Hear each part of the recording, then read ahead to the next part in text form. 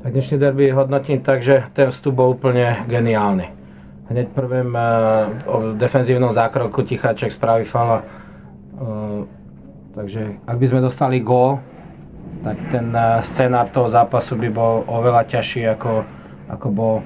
Netvrdím, že bol ľahký, ten zápas bol vydretý z našej strany.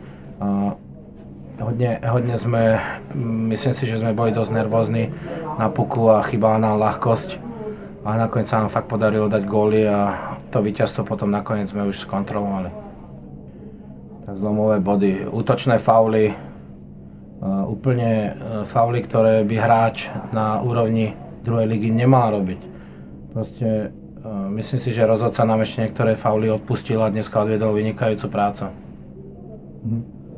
Ja si myslím, že áno. Ja som zaradil aj potom štvrtý útok, ktorý dostáva menej príležitostí.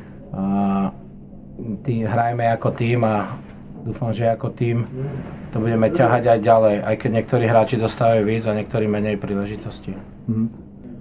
Do dnešného utkania som ho určite plánoval. Peťo odchytal vynikajúcu sériu a myslím si, že potrebuje taký mentálny oddych. Proste nie za výkony, ale jednoducho máme aj iných golmanov a tí boli nažhavení a chceli chytať, tak dostali príležitosť. Tak po víťaznom zápase a dobrom výkone by bolo hlúpe striedať Plcha, takže myslím si, že Plch nastúpi ako jednička aj v ďalšom zápase. Takže inkasujeme hodne gólov a hlavne po góloch, kedy dokážeme sa dotiahnuť.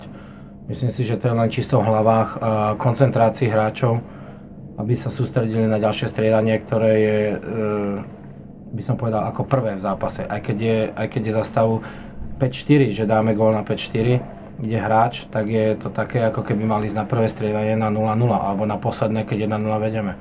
Jednoducho tá koncentrácia musí byť na 100% a mne sa zdá, že na tom treba popracovať, lebo niektorí hráči ešte si myslím, že oslavujú a endorfíny, ich zabíjajú a dostaneme gól a celý zápas nám ujde.